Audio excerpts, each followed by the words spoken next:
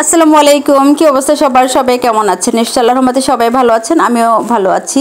তো গত 2 দিন কিন্তু আমি বড় ভিডিও দিতে পারছি না, সেজন্য খুব বেশি খারাপ লাগছে। তো আমার মোবাইলে একটু প্রবলেম ছিল, যে কারণে আমি বড় ভিডিও 2 দিন শেয়ার করতে পারি নাই। তো আসলে ফেসবুকের নিয়ম কারণ মানতে হলে মানে অবশ্যই প্রতিদিন প্রত্যেকটা পোস্ট প্রপার টাইমে দিতে হবে, যেটা আমি জানার পর আমি 2 দিন ভিডিও দিতে পারি না, সেজন্য অনেক বেশি ভয়ে আছি। ফেসবুক কখন যে কী করে ঠিক নাই। তো আসলে আজকে আপনাদের সাথে আবার একটা দুঃখের কথা শেয়ার করি। তো লাস্ট 2 মাস যাবৎ কিন্তু আমার পেজের অবস্থা খুবই খারাপ। হয়তো অনেক আপুরা জানেন, যেসব আপুরা আমার সবসময় আমার ভিডিও দেখেন, আমার পাশে আছেন, ওনারা হয়তো খেয়াল করেছেন, বা আমার ভিউজ দেখে হয়তো খেয়াল করার কথা। তো লাস্ট 2 মাস কিন্তু আমার রিচ এঙ্গেজমেন্ট খুবই ডাউন। সেটা হয়তো বা আমার দোষেই, কারণ আমি আসলে ডিসেম্বর জানুয়ারিতে আসলে আমি দেশে গিয়েছিলাম। কোথাও বেড়াতে গেলে ঘুরতে গেলে কিন্তু টাইম মেনটেনটা একদমই করা হয় না। আমি ভিডিও ঠিকই দিয়েছি, কিন্তু দেখা যায় যেটা আমার 10টায় দেওয়ার কথা সেটা আমি 11টায় দিয়েছি, যেটা 8টায় দেওয়ার কথা সেটা আমি 9টায় দিয়েছি বা 9:30টায় দিয়েছি। এরকম টাইমের ব্যাপারটা কিন্তু মানে খুব উল্টাপাল্টা হয়েছে, যে কারণে হয়তো আর এমনিতে আমার পেজ আল্লাহর রহমতে কোনো রকম ইস্যু নেই, কোনো কিছুই নেই।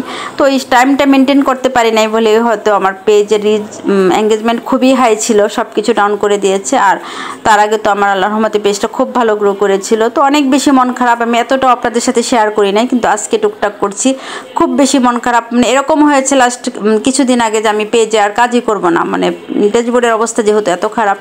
তো আসলে সবচেয়ে এই জন্য আপনাদের সাথে কথাটা শেয়ার করছি, যে আপনারা যেখানেই ঘুরতে যান, বেড়াতে যান না কেন, অবশ্যই যদি পেজে কাজ করতে চান সেটার ব্যাপারে অবশ্যই সিরিয়াস থাকবেন, এবং টাইমের ব্যাপারে খুব বেশি পাঞ্চুয়াল থাকবেন। কারণ টাইমের হেরফের হলে কিন্তু ফেসবুক আসলে ছাড় দিবে না, পেজের অবস্থা খারাপ হয়ে যাবে।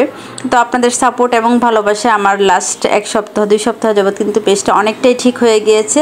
তো সবাই আমার এইভাবেই পাশে থাকবেন। আসলে সব কিছুই সম্ভব হয়েছে শুধু আপনাদের ভালোবাসার সাপোর্টের কারণে, তা না হলে কিন্তু কোনোভাবেই পসিবল হতো না। আমি তো নিজে কষ্ট করছি ঠিক আছে, কিন্তু আপনাদের সাপোর্ট ভালোবাসাটা অনেক বেশি ছিল। তো এইভাবেই সবসময় পাশে থাকবেন।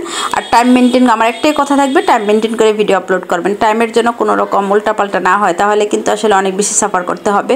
তো যাই হোক, আপনাদের সাথে কথা বলতে বলতে কিন্তু আমি বিকালের নাস্তায় ভেজিটেবল চিকেন নুডলস করেছিলাম, সেটা নিশ্চয়ই আপনারা তো সবাই এতক্ষণ দেখলেন যেভাবে রান্না করলাম। তো অনেক বেশি মজাদার হয়েছিল খেতে।